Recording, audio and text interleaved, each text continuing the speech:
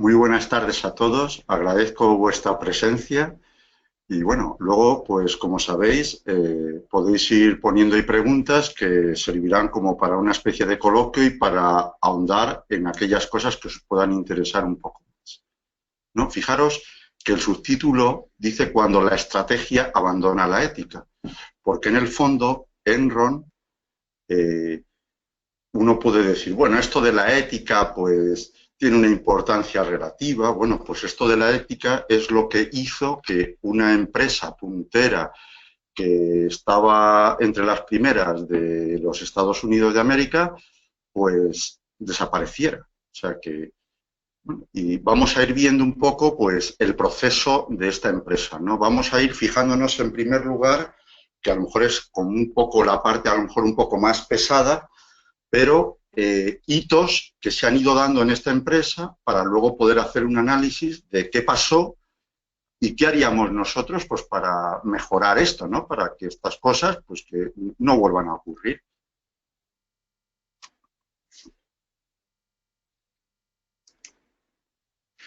Bueno, un poco de historia.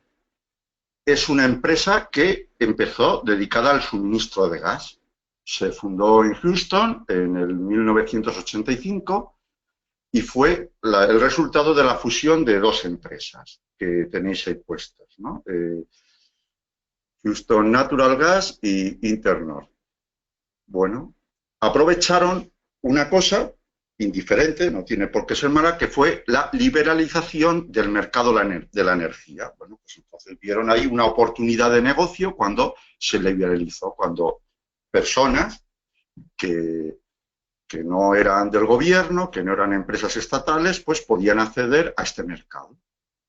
Y una persona pues que sabía mucho de esto, Ley, pues se hizo cargo de esta nueva empresa que se llamaba Enron. ¿Cómo empezó Enron? Pues era una compañía de intermediación, que es lo que Ley sabía hacer muy bien. Ponían de acuerdo a los que vendían energía con los que necesitaban la energía, en concreto el gas, ¿no?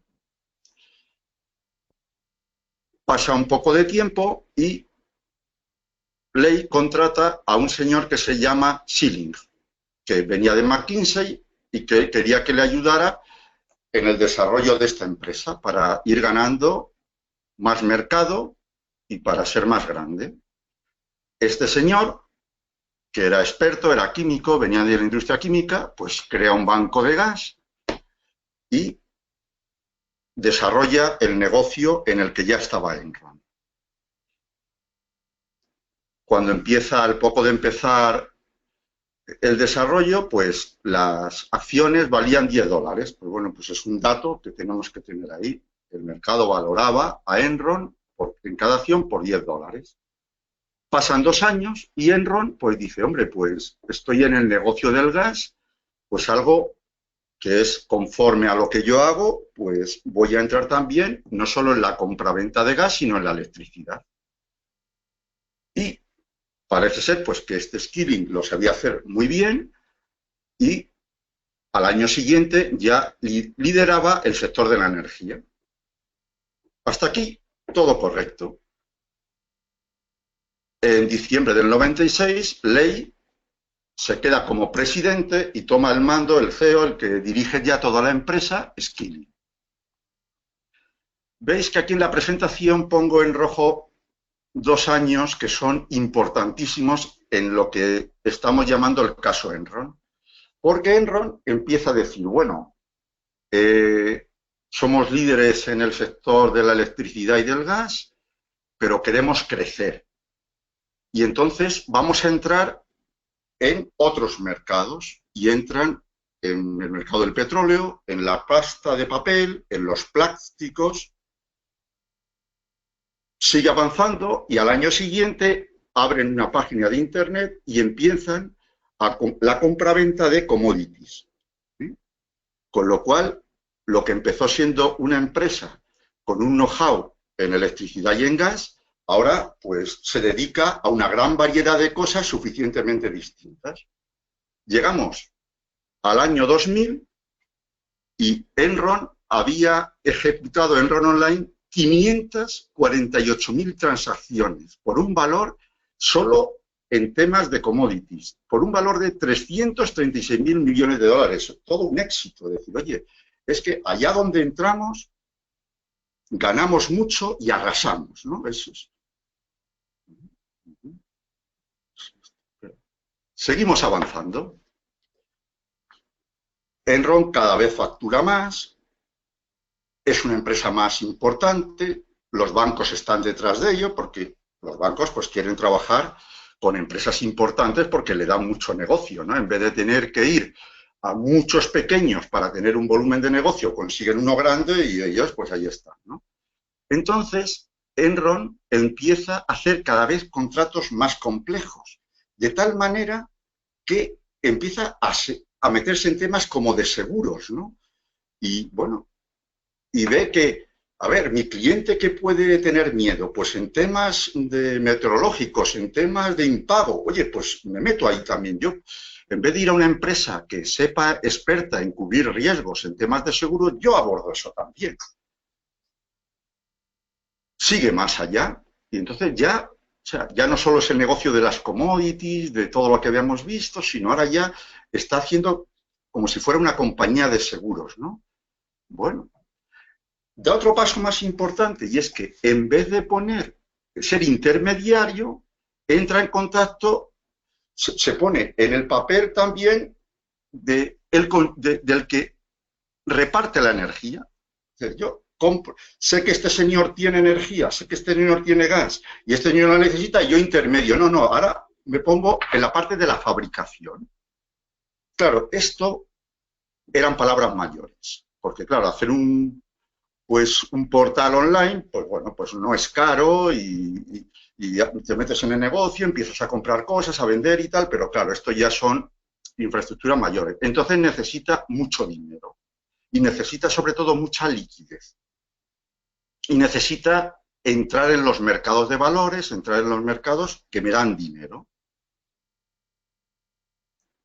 Si ya para todas las ampliaciones que había hecho, fijaros que una empresa, a medida que vende más, crece más, ¿qué le ocurre? Que aunque si no repartiera dividendos, con lo que ha ganado un año, podría crecer, pero podría crecer hasta una cantidad. Yo sé que puedo hablar para gente que sepan pocas finanzas, pero fijaros, si yo vendo mucho más y, por ejemplo, los clientes me pagan a 30 días, pues si vendo el doble, me deberán el doble. Si vendo el triple, me venderán el triple. Si estoy creciendo tanto, tengo una cuenta de clientes muy grande.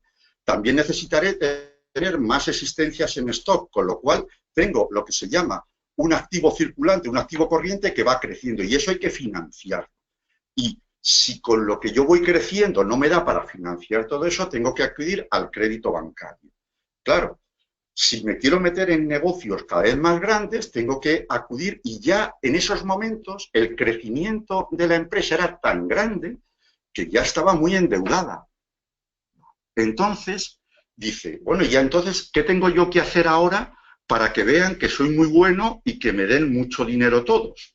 Dicen, pues tengo que presentar unos balances muy buenos, tengo que ir a las entidades crediticias, a esas entidades que te estudian tu empresa y te dicen, sí, esta empresa es AAA, ¿no? Tal, depende, te valoran y entonces, cuanto mayor sea la valoración que te den esas empresas crediticias, pues entonces consigues que te den el dinero más barato, ¿no? Tienen menos riesgo porque dicen que tú puedes pagar muy bien y entonces te lo dan en mejores condiciones.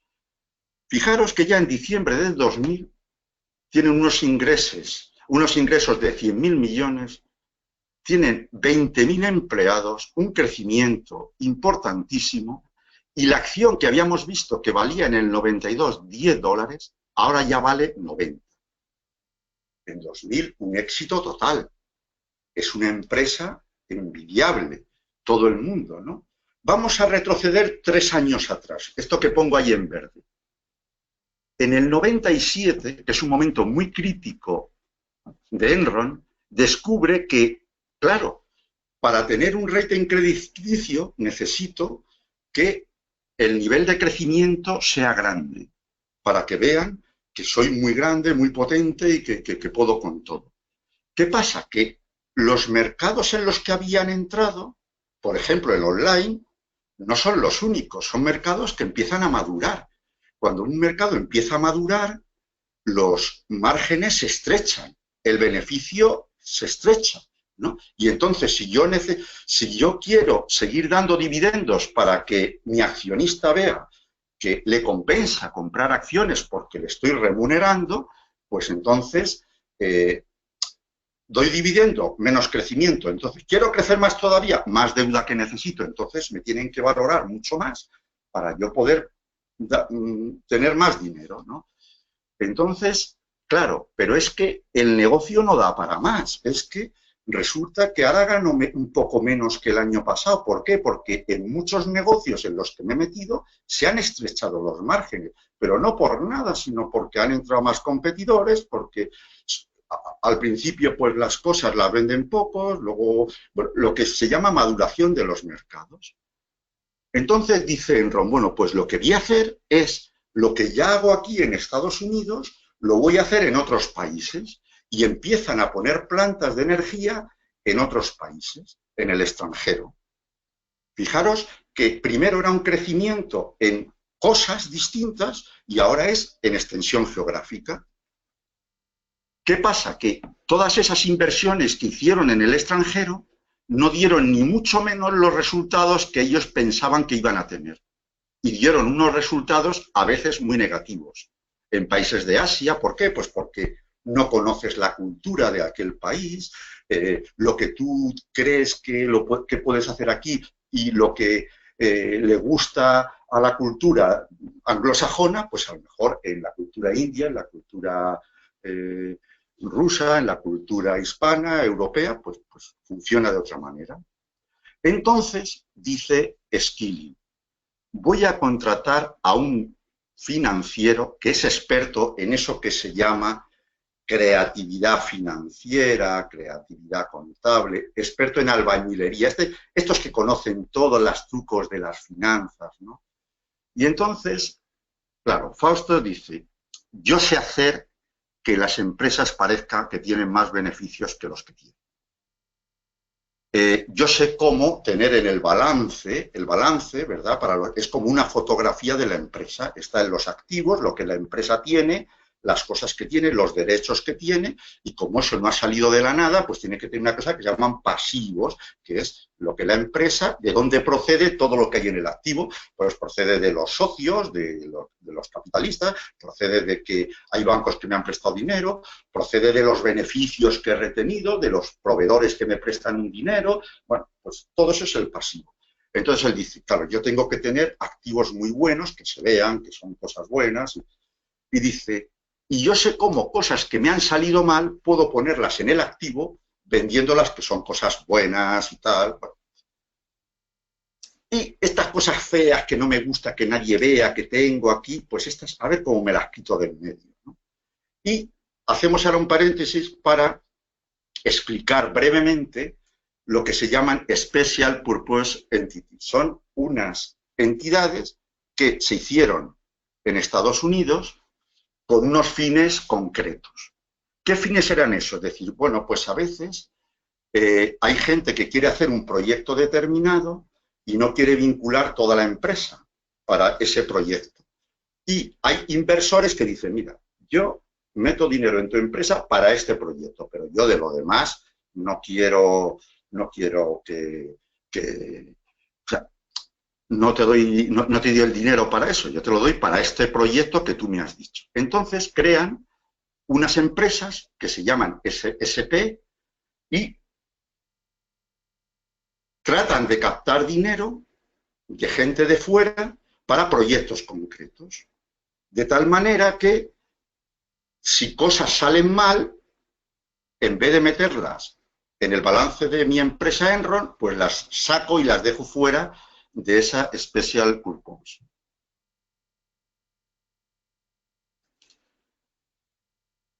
¿Qué es lo que hizo este Fausto? Hizo una red compleja de muchísimas SPs. de tal manera que allí ya no había quien se aclarara. O sea que el que quisiera ver todo aquello llegó a hacer hasta 3.000 SPS. Y entonces él dice, ¿esto que está aquí en el activo? Pues no, pues esto es de un proyecto, lo meto aquí, tal, tal, tal, tal, tal. Entonces se trataba de que todo lo que en Enron no gustaba, pues lo metía en esas SPS. ¿Qué pasa? Que en Estados Unidos, en esa época, había una obligación de consolidar cuentas, para los que no tengan conocimientos contables.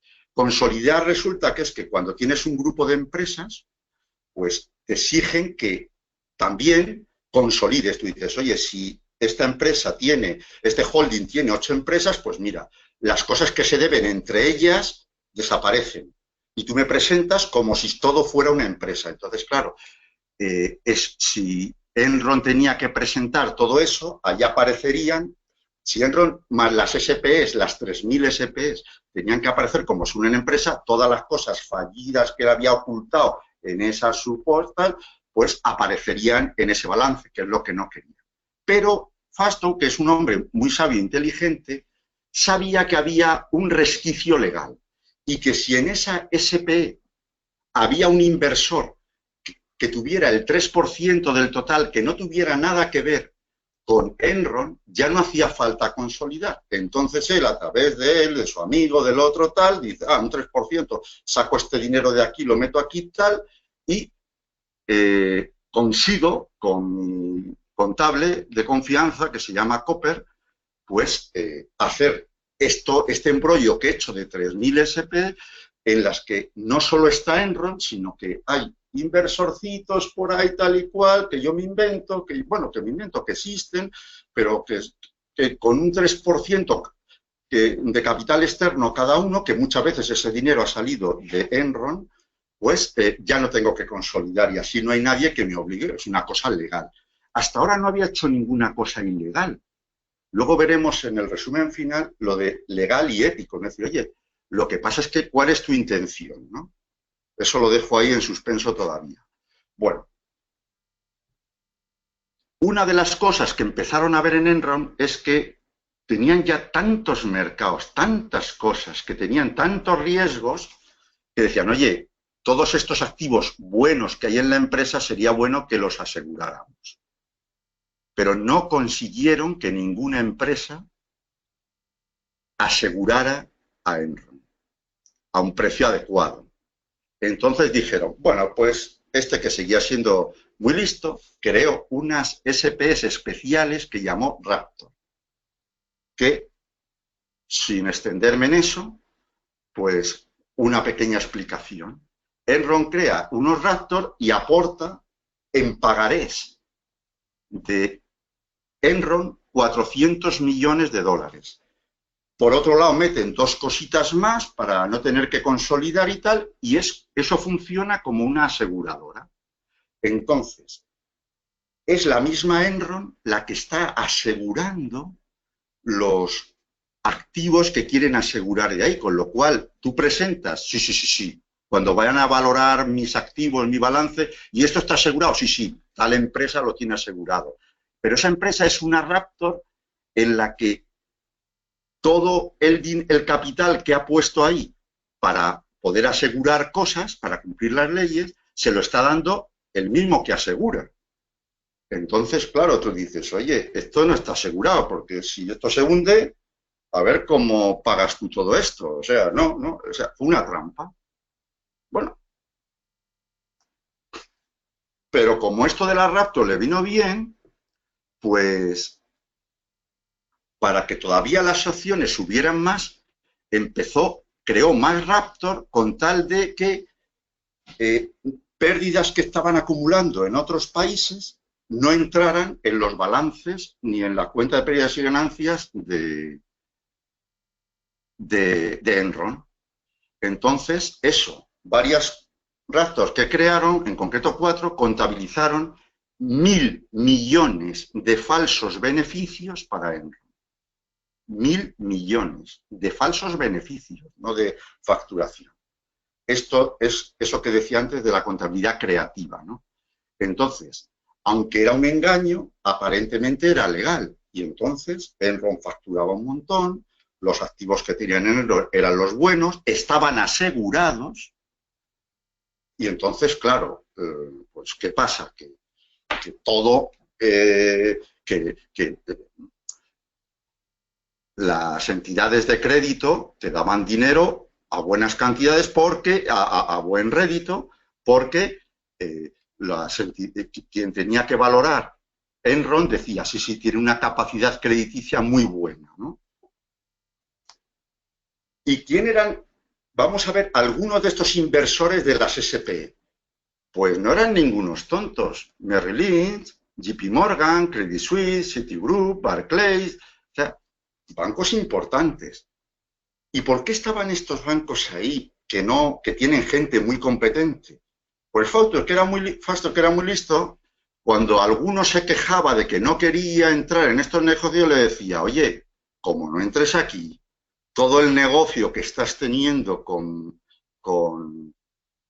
Enron se lo paso a otro banco. Y claro, estos con tal de no dejar ganar y tal, pues aunque veían que había ahí cosas raras y cosas que no les gustaban y tal, pues hacían la vista gorda, ¿no?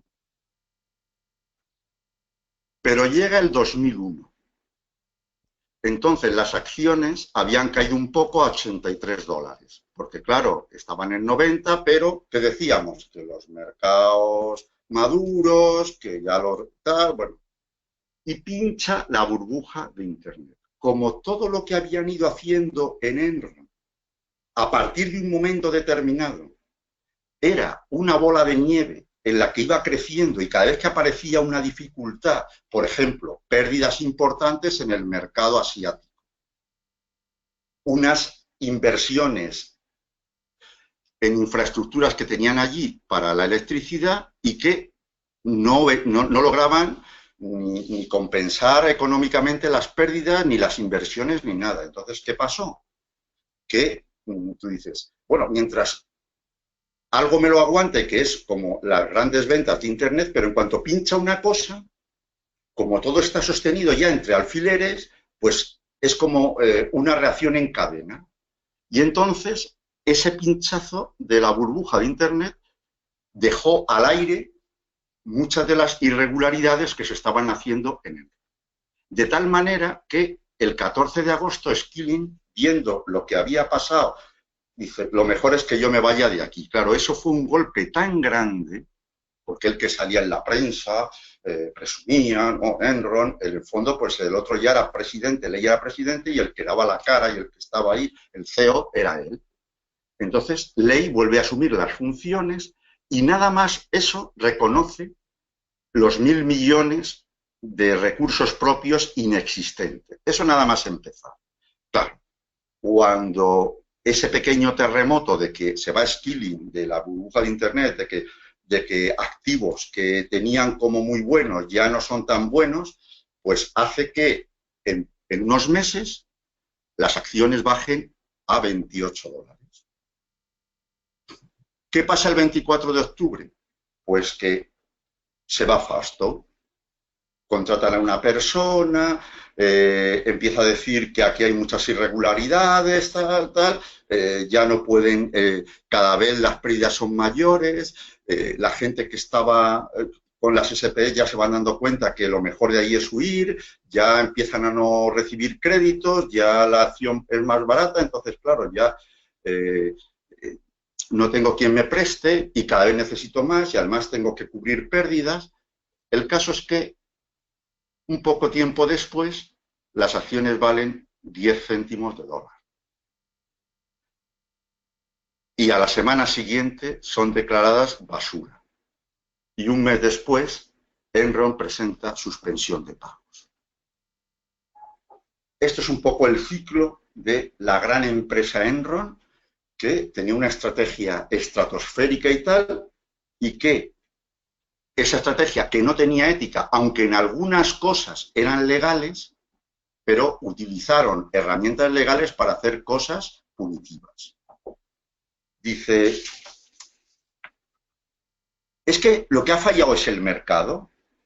Pues las economías, los economistas más tendientes a estructuras socialistas y tal, pues es lo que dijeron.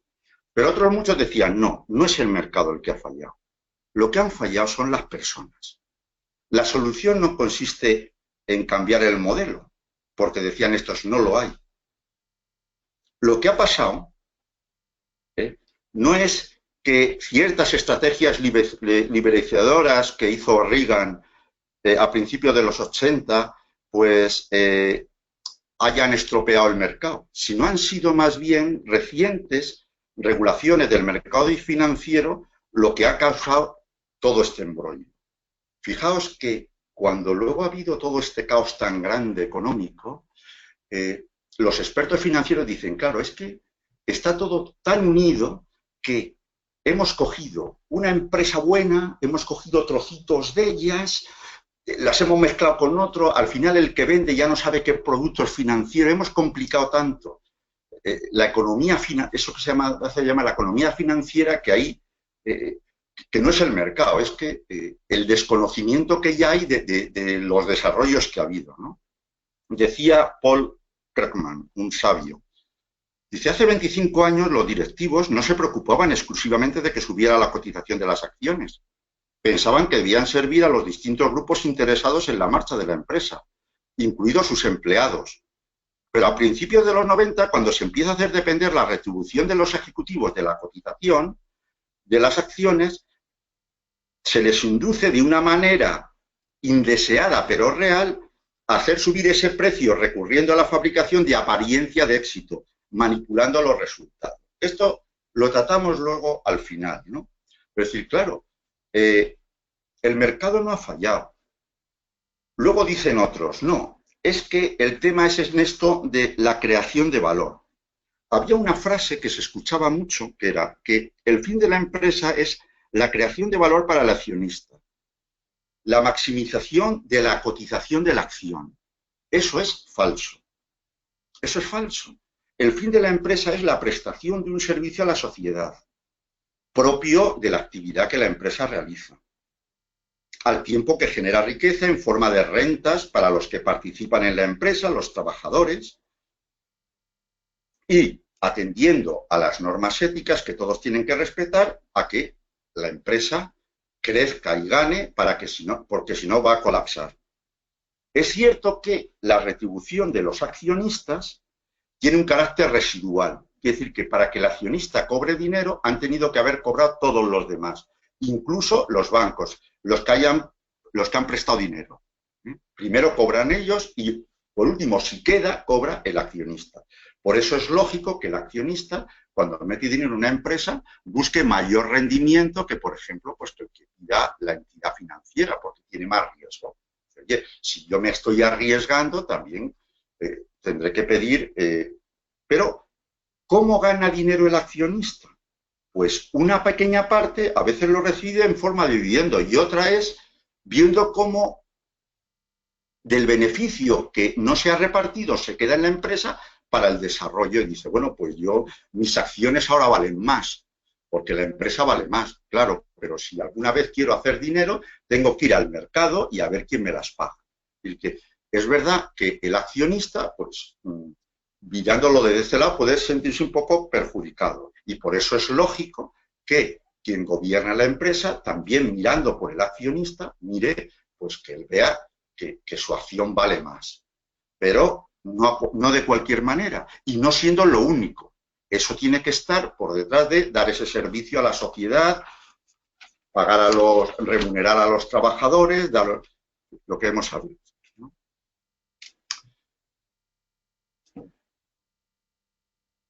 Otro punto es el tamaño. Hubo un momento en que eso era una obsesión. El decano de aquella época de Yale School, que es un tal Sonnenfeld, decía, los directivos ahora son cuestionados que tenían en común el ser compradores en serie de otras empresas. Consideraban que su primer papel era hacer más grande el holding, antes que gestionar mejor y producir bienes y servicios. No construían un negocio sobre un núcleo de competencias. Yo sé de esto y verás tú cómo vamos a hacer esto mejor y vamos a conseguir estas mejoras. No. eran unos directivos que se dedicaban a comprar. ¿El qué? Cualquier cosa. Eran como aves de presa, ¿no? Claro, la debilidad de estos compradores es que no sabían en qué negocio se metían. Compraban cosas, que es lo que le pasó a Enron. Empezó a crecer, pero vamos a ver, tú no sabes de gas y de electricidad. Eso es lo que en marketing hablan, el estirar la marca. Enron ya hacía de todo, y hasta era una aseguradora y tal. Dices, oye, pero tú sabes lo que es eso de asegurar estas cosas, tal. Pues no lo sabes. Y te estás metiendo en unos líos que luego a lo mejor pues no vas a saber solucionar. Dedícate a lo que sabes hacer, ¿no? La obsesión como tamaño. Los bancos de inversión. Fijaros un dato que os doy. Asusta comprobar que 2 meses antes de la declaración de quiebra, los 15 analistas que seguían a Enron recomendaban comprar, y de ellos 12, de los 15, 12 comprar fuertemente. Luego se excusaron diciendo que la información que le habían dado no era buena, que se sentían engañados, pero hay cosas que dice, mira, tú tenías obligación de investigar más a fondo, ¿no? Porque en el fondo a vosotros os interesaba que la acción de Enron fuera alta. Detrás de eso también vosotros tenéis un beneficio. Entonces, hombre, si estaba a punto de la ruina y estáis recomendando de 15, 12 comprar fuertemente, algo mal estabais haciendo. Las auditorías. Claro, Andersen fue declarada culpable. En el mejor de los casos para ellos por negligencia. Pero es que hay que pensar, oye, que tú estabas cobrando muchísimo dinero de Enron por cada vez que hacías una auditoría, y cada vez que crecía más la empresa, tú te embolsabas muchísimo más dinero. En cualquier caso, eres responsable, si no por comisión, por omisión. Pero seguimos avanzando. El Consejo de Administración. Si alguien se hubiera metido en el año 2000 en la sala del Consejo, hubiéramos sido un ser invisible y hubiéramos podido entrar ahí, se habría dado cuenta de que la compañía estaba en manos de líderes indiscutibles desde el punto de vista legal, ético, político y económico. Al lado de Ley y de Skilling, que era el consejero delegado, el CEO, se hallaban 15 consejeros externos con unos currícula impecables. Venían de ejecutivos de banca, directores de inversiones, familiarizados con los negocios de gas y del petróleo, habían sido varios graduados en leyes, procedían de Harvard, eran muy conocedores y mucha experiencia en los mercados de Asia, de América del Sur, de Europa, de África y de Oriente Medio. Pero además, ¿qué pasaba? Que cada uno cobraba $300.000 anuales por ese cargo. Bueno, a lo mejor, es decir, delitos de omisión. Enron no se fue al garete, no sucumbió porque fuera inviable, no. No quebró por la incapacidad de producir beneficios, no. Fracasó por sus engaños, por su falta de ética. Algunas de sus decisiones fueron desacertadas, pero bueno, hay muchas empresas que cometen errores y luego sobreviven. Enron falló porque su consejo de administración falló. O conocían lo que se estaba haciendo y entonces, con esas filiales pseudosecretas, SPEs y tal, que tenían que estar enterados de todo lo que se estaba haciendo, o era por omisión o era por comisión. Entonces ellos, cuando fueron al juicio, dijeron, es que nos ocultaban información, no teníamos estos datos. Hubo un miembro que se llamaba Chris Young, de la Cámara de Representantes, que se levantó y dijo, el Consejo es culpable.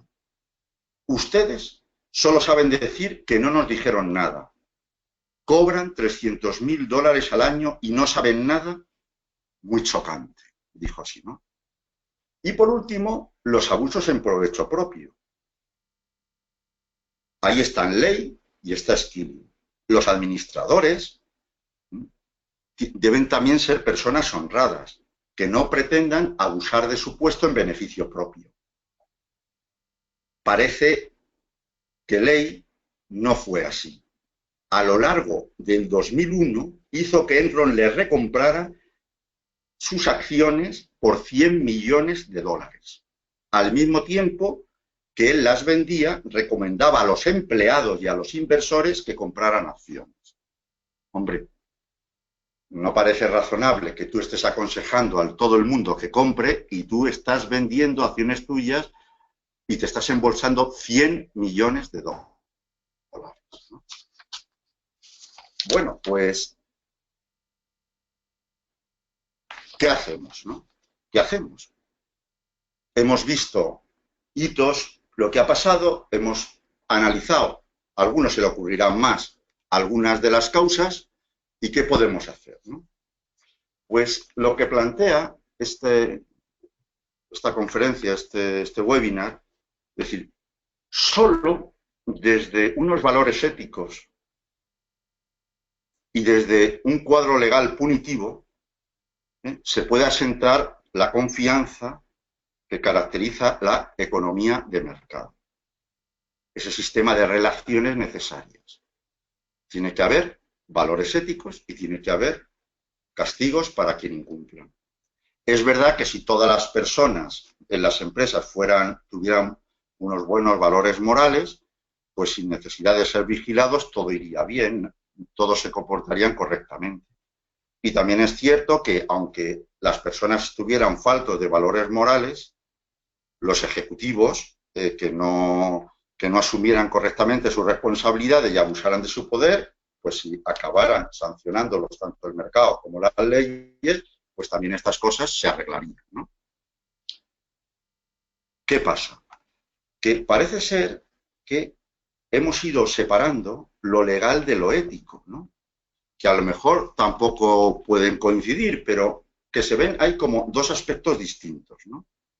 El presidente Bush, que era el que gobernaba los Estados Unidos en aquella época, a raíz de estos escándalos, pronunció un discurso y dijo que iba a haber mano dura para todo esto. Pero y a la gente le gustó aquello, dijo, muy bien, oye, esto es un presidente que entra al trapo y que dice, vamos a solucionar estos problemas. Pero varias personas, en concreto, William Studd y David Skill, que eran profesores de la Universidad de Pensilvania y de Harvard, dijeron que, mira, esto no es tan sencillo. Las leyes penales hacen que la gente se preocupe de lo que es legal en vez de lo que es ético. Y dijeron que hace 100 años, en los Estados Unidos, la ley penal federal sobre el fraude consistía en unas pocas disposiciones. En cambio, hoy el Código Penal federal incluye más de 300 disposiciones sobre el fraude y la falsedad contable. La mayoría van más allá de lo que les solía cubrir. Con todo este arsenal legal deberíamos haber alcanzado un alto nivel ético empresarial, pero no hace falta decir que los hechos muestran otra cosa. Es que solo con lo legal, porque además, como le pasó a Fasto, pues que sabe que todo siempre va a tener agujero y aunque te haces de tapar, pues es uno contra otro, ¿no? Lo legal y lo ético. Los códigos éticos, pues están bien los códigos éticos. Ahora, como uno lance, eso es tratar de traspasar a las empresas y a la sociedad y decir, oye, poneros vosotros unos códigos, ¿vale? Pero yo me pongo un código ético, pero si luego yo me lo quiero saltar, son buenos, sí, pero se ve que hay cierta insuficiencia, ¿no? El marco regulatorio, pues ya lo hemos hablado, ¿no?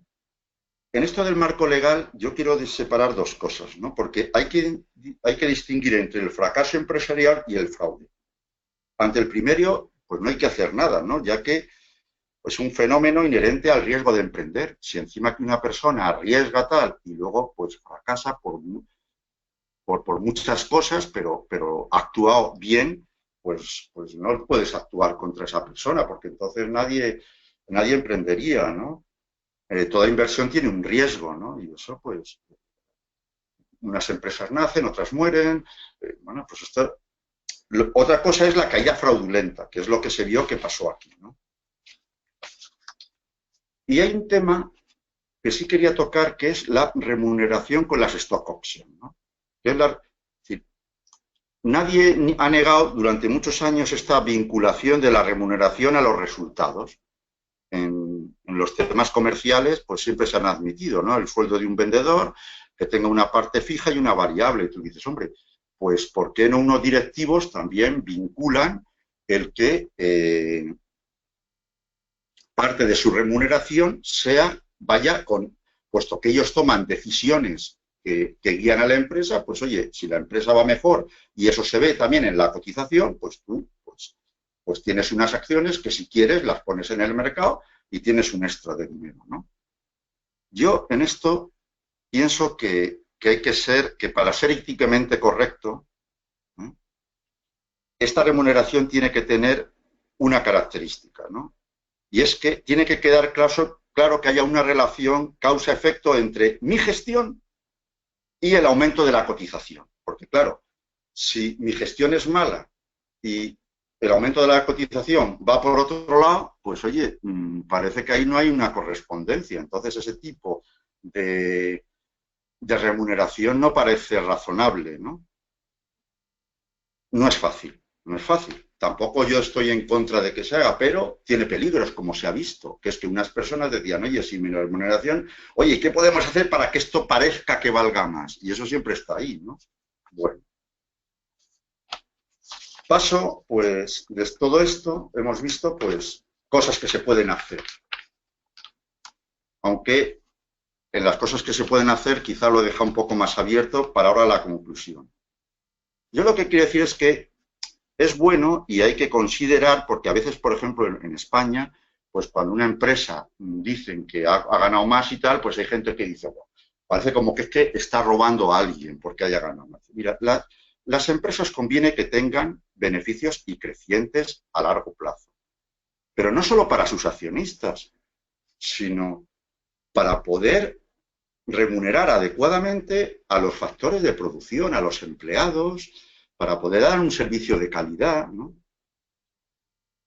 Tienen derecho las empresas a atraer y a fidelizar mediante apropiados incentivos a directivos capaces. En España, pues, hay un directivo muy importante y tal que la empresa más que Zara, pues le contrató y la gente dice, bueno, lo que paga, cobra un empleado y lo que... Bueno, pero es que estaba considerado el mejor de España. Entonces él dice, y resulta que dirigiendo en la empresa ha crecido más y ha ganado mucho más.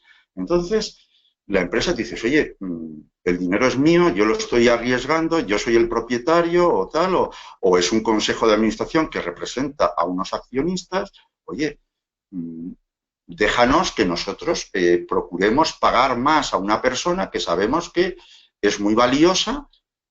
Y bueno, pues los grandes equipos de fútbol a veces sobrepagan a unos jugadores porque piensan que lo que les va a aportar pues es muy superior a todo ese dinero que han pagado por ello. Y bueno, pues eso, ¿qué pasa? Pues que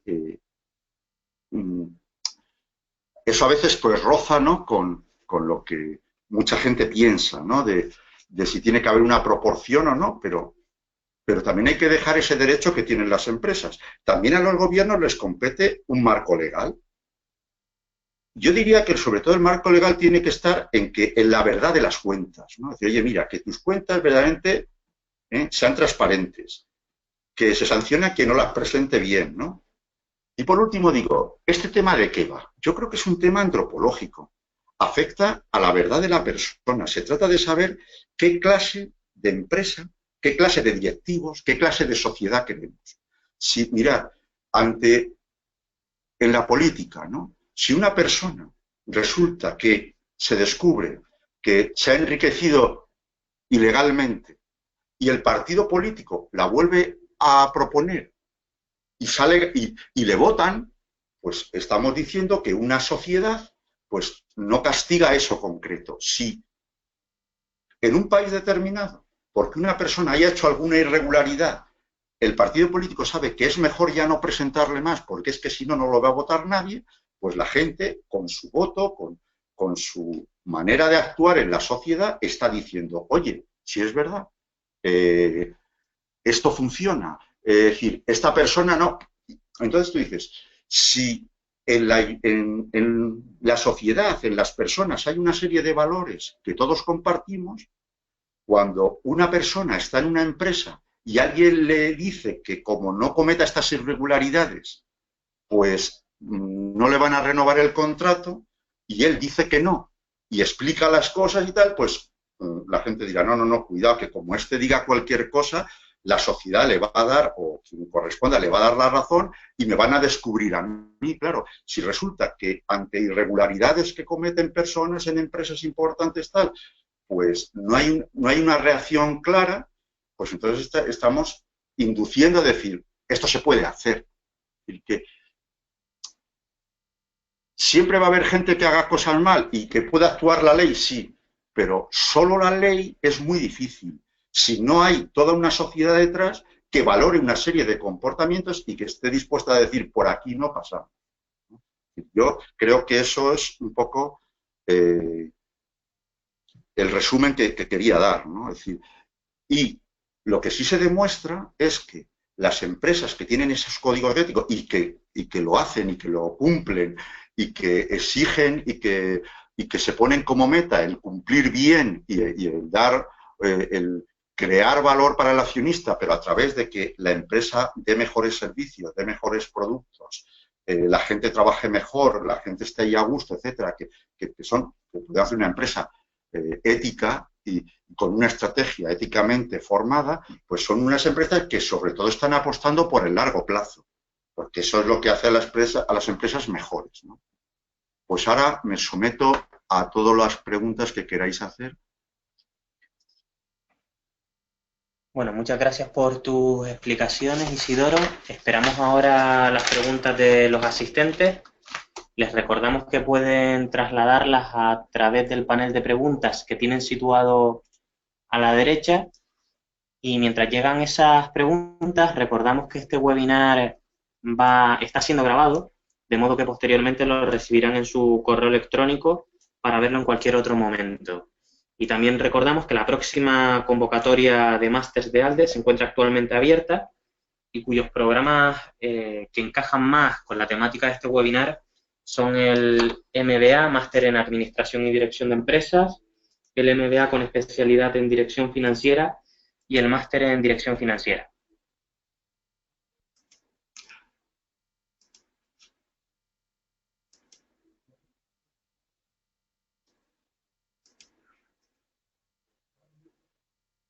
Bueno, nos pregunta...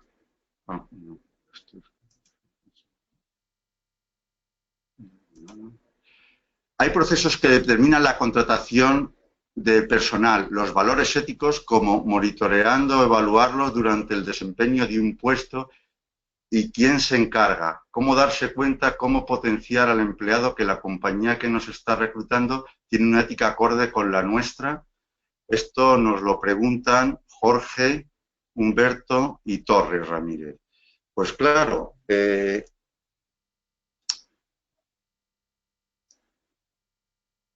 en el primer momento no se puede. Una de las cosas que en EALDE enseñamos en los programas formativos, pues es decir, oye, mira, las empresas tienen que pensar siempre en el largo plazo. Al final, si tú haces una reclutación, como tú le llames aquí, y vas como medio engañando, pues la gente buena tratará de irse, la gente trata de ser feliz y quiere estar en un sitio, necesita pues tener una remuneración adecuada, pero muchas veces hemos oído gente que dice, mira, yo prefiero estar en esta empresa aunque gane algo menos porque aquí pues tengo estas ventajas. Y muchas veces son temas que no cuestan dinero, que es algo que es que se sienten a gusto, que saben que la gente que para quien trabajan procura hacer las cosas bien, que atienden a necesidades familiares y personales. ¿Pueden convivir diferencias éticas dentro de un marco legal o en pro de la mejora del resultado de una compañía? Sí, sí. Yo creo que en todo el tema de éticas detrás siempre está pues el concepto de la persona que uno tenga. Pero en temas empresariales, yo que he trabajado bastante sobre estos temas, personas de diferentes credos, de maneras de pensar muy distintas, hay muchas cosas en las que la gente coincide, ¿no? O sea, eh, la gente ve que robar es malo, que hay cosas que a lo mejor pues a uno le pueden parecer bien y a otro mal, ¿no? Pero en las cosas más básicas, en los escándalos grandes que ha habido, que han estropeado y que han destrozado los ahorros y la vida de muchas personas, yo no he visto a nadie que diga, pues para mí eso que han hecho está bien, ¿no?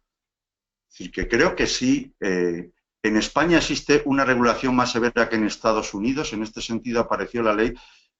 Yo no creo que haya en ningún sitio una ley más severa, ¿eh? Yo creo que en esto, y sobre todo porque ahora las empresas pues tienen una gran facilidad para establecerse en unos países y en otros.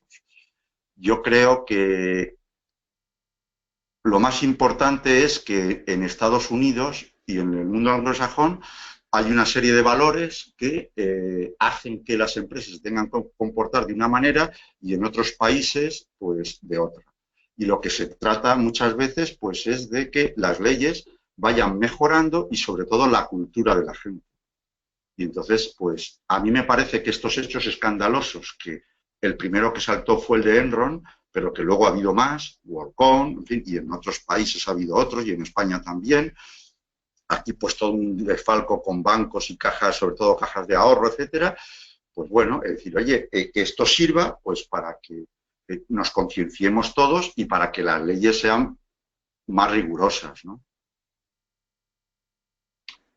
A ver, ¿cómo puedes evitar la parte de la corrupción en las empresas?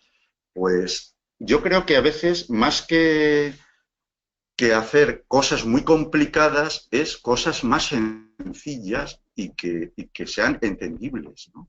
Estuve en una conferencia y decía un señor, pero vamos a ver, ahora se trata de culpar a gente que estaba en las oficinas bancarias vendiendo productos financieros. Pues a ese su jefe le había dicho, mira, esto es lo que conviene que compren las personas de cierta edad y tal, y luego resulta que eso fue un engaño. Ahora tú dices, si es que eran unos productos que tenían 100 cosas en medio y que y que ya no se sabía ni lo que se estaba comprando y que ese pobre empleado que estaba allí, y tú dices, bueno, pues a lo mejor tenemos que simplificar un poco tanto seguro de seguro, swap, no sé cuánto, o sea, opción. Dices, oye, todo eso está muy bien, pero al final eso, si a lo que llevas a la falta de transparencia, pues entonces estás tratando de vender algo que la otra persona pues está indocumentada. Poco a poco, pues la gente, cuando pasen estas cosas, se procura documentar más. Bien. Cuando nos dijeron que los consejos que le dijeron de información se refieren al área de finanzas cuando dijeron los consejeros que no le dieron, pues sobre todo era que no tenían datos de todas las cosas que se estaban haciendo, las SPS, ¿no? Que les habían ocultado ese tipo de datos y que los datos que les había presentado que eran falsos, que no eran la verdadera. Pero bueno, eres suficientemente experto para saber en todos los sitios en los que está trabajando y sabes mucho de economía y de todo. Cuanto más sabes tú, pues sabes que hay cosas que dices, esto no me cuadra, este desarrollo cuando todas las empresas están disminuyendo beneficios, como está en un producto tan maduro sigue aumentando, en fin, tenían suficientes datos como para ver que no. La gente pues no tiene obligación de culparse y claro, pues tú vas a decir que no sabías, que si hubieras sabido lo hubieras denunciado, pero yo a eso le doy poca importancia. A ver, seguimos avanzando en las preguntas. A ver.